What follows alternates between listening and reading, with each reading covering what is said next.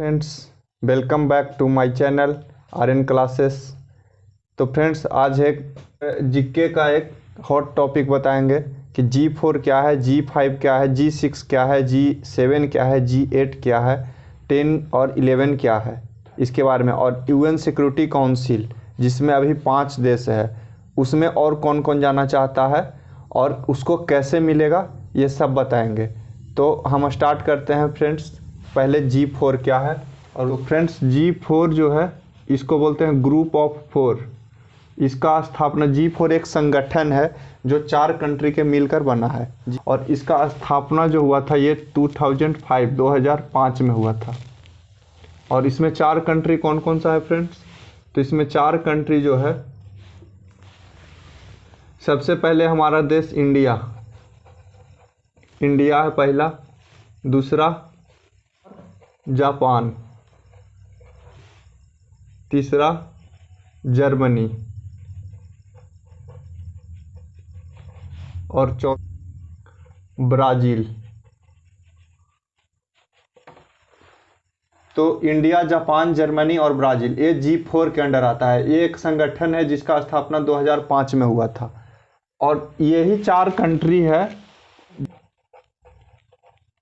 Permanent seat इन UN security council.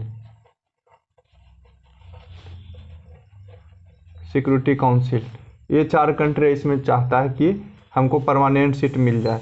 और UN security council में 5 country है। UN सिक्योरिटी काउंसिल में अभी सिर्फ 5 कंट्री है जिसके पास वीटो पावर है। वो वीटो पावर क्या है कि किसी भी प्रस्ताव को रोक सकता है। ये सिर्फ 5 कंट्री के पास, ये 5 कंट्री है, इसी के पास वीटो पावर है। और ये किसी भी प्रस्ताव को, जैसे कोई अगर परमाणु बम बनाना चाहता है या कोई कंट्री, अभी जो नया कंट्री जो परमाणु बम रखना चाहता है, इस पे ये 5 कंट्री ही हस्तक्षेप कर सकता है। और इस 5 कंट्री का बात सबको मानना पड़ेगा। और इसी में UN सिक्योरिटी काउंसिल के अंदर 5 कंट्री है और इसी में ये इंडिया, जापान, जर्मनी और ब्राज़ील चारों जाना चाहता है। और इसको कैसे मिलेगा वो हम नेक्स्ट वीडियो में आपको बताएंगे कि इसको कैसे मिलेगा। और सबसे पहले इसमें कौन कौन सा है? तो सबसे पहले USA है। USA तो हर जगह रहता है। इसको कैसे याद रखना है वो हम ट्रिक बताएंगे। तो USA हर जगह रहता है। यूरोप का 2 कंट्री यहाँ पे कौन कौन सा है? स्पेन और फ्रांस है। ये दोनों डेवलप कंट्री है। ये पांचों इंडस्ट्री बहुत बड़ा इंडस्ट्री एरिया ये पांचों के पास है और ये बहुत डेवलप कंट्री है। तो USA हो गया, ब्रिटेन और फ्रांस हो गया, 2 कंट्री। और एक हमारा मित्र जिसको हम लोग अपना मित्र बोलते हैं, रूस। और एक हमारा सबसे बड़ा दुश्मन जो चाइना है,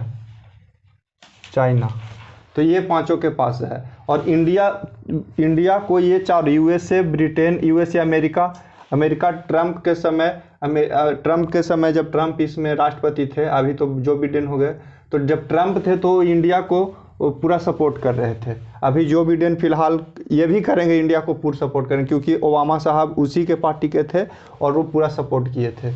तो USA, इंडिया को तो USA रोक नहीं सकता, USA देगा।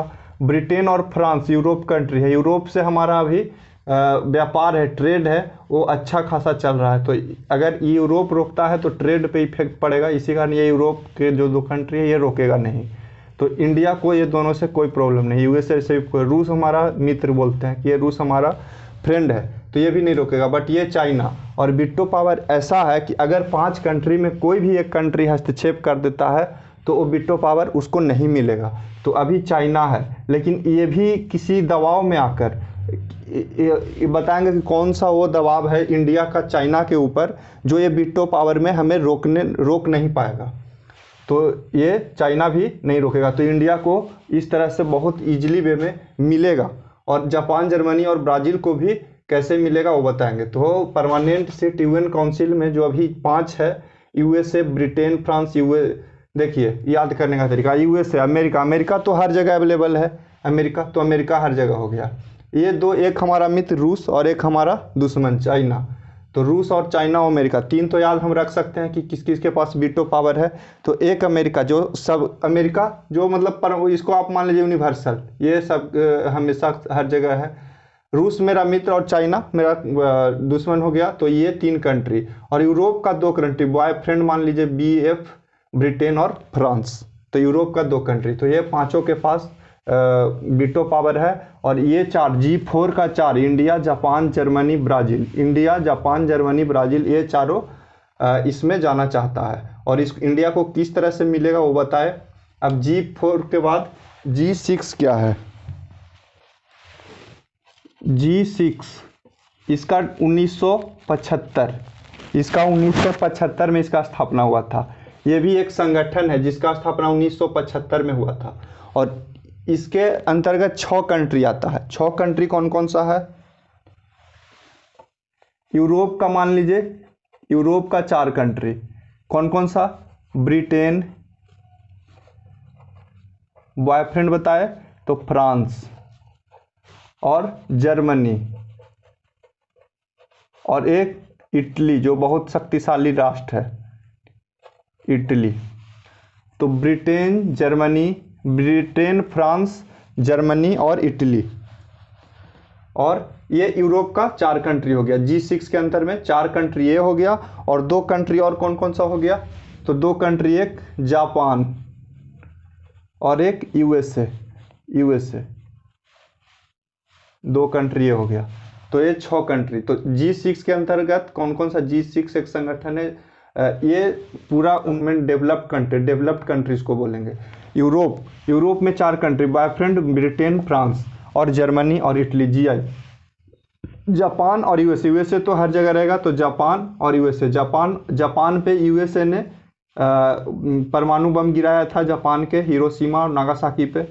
तो जापान के पास कोई अपना आर्मी नहीं है, USA ही इसको सिक्योरिटी देता है। और ये जिस समय गिराया था उस समय ही इसको बोला गया था, मतलब ये संगठन सब मिलकर बोला था कि जापान का देखभाल पूरा तरह से USA करेगा।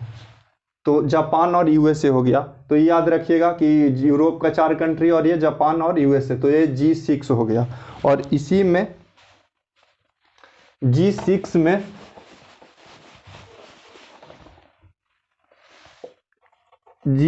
में कनाडा ऐड हुआ।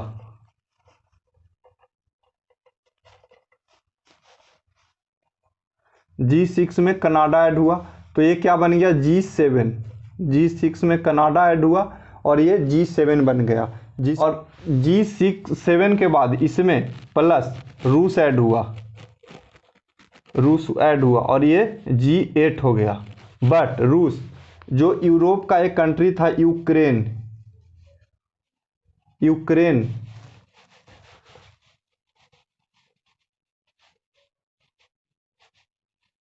यूक्रेन कंट्री में एक शहर था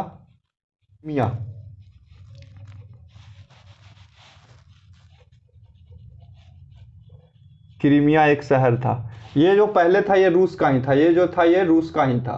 बट उसके बाद यूक्रेन का हो गया था। तो यूक्रेन से रूस लड़ करके ये क्रीमिया को अपने में ले लिया है। तो इससे क्या हुआ कि यूरोप का 4 कंट्री था, यूरोप का 4 कंट्री, और ये यूरोप के पास ही आता है, इसीलिए यूरोप के इससे अच्छा रिलेशन था। तो इसने रूस को 4 कंट्री मिलकर रूस को G7 से हटा दिया, G8 जो था G8 से हटा दिया। तो G8 से इसको हटा दिया तो ये फिर रूस हट गया, रूस को हटना पड़ा और ये फिर से G7 बन गया। तो अभी G7 है, फिलहाल अभी G7 है। G6 में कनाडा को ऐड किया, G7 बना दिया। ये कब हुआ था? 2014 में। 2014 में क्या हुआ था कि क्रीमिया को रूस ने अपने अंडर में कर लिया था इससे लड़ करके। तो यूरोप का इस पे, यूरोप के 4 कंट्री जो डेवलप्ड कंट्री है उसका इस पे अच्छा रिलेशन है इससे, इसीलिए इसने रूस को G7 G8 ग्रुप से हटा दिया। 2014 में कहानी हुआ। अब क्या है? G7 India, south Korea,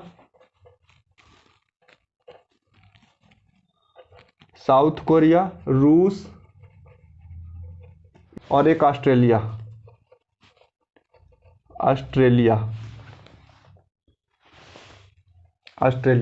India, south Korea, रूस और ऑस्ट्रेलिया। ये जब ट्रम्प साहब थे, अमेरिका का राष्ट्रपति, USA का ट्रम्प साहब जब थे, तो इन्होंने बोला कि हम G7 को ठीक है,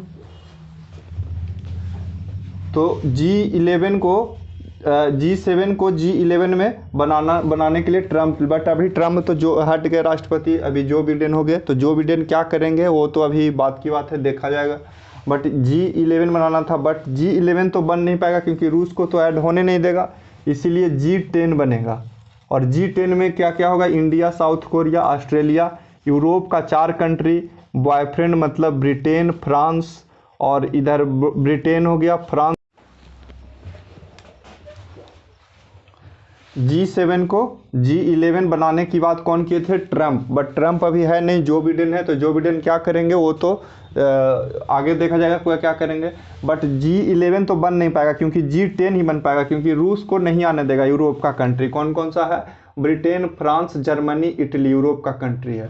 और एक USA जो है, USA एक हो गया, और एक जापान, USA और जापान। तो जापान USA कुछ नहीं करेगा, बट यूरोप कंट्री है जो रूस को आने नहीं देगा, इसलिए G10 बनेगा। अगर बनेगा अभी तो G10 बनेगा, बट ये आगे बनेगा। तो फ्रेंड्स आज के लिए इतना। G4 क्या है, UN सिक्योरिटी काउंसिल क्या है, और बिट्टो पावर क्या है। बिट्टो पावर पे एक हम नेक्स्ट वीडियो अलग से बनाएंगे। बिट्टो पावर कैसे इंडिया को मिलेगा, कैसे जर्मनी को मिलेगा, ये नेक्स्ट में बताएंगे हम। और इंडिया का चाइना पे क्या दबाव है, कौन सा वो संगठन है, कौन सा वो सिग्नेचर है, कौन सा वो संधि है जो इंडिया को दिलाने में मदद करेगा बिट्टो पावर। तो ये मेरा नेक्स्ट वीडियो में होगा। आज के लिए बस इतना ही। अगर आप मेरे चैनल को सब्सक्राइब नहीं किए हैं तो प्लीज़ सब्सक्राइब कर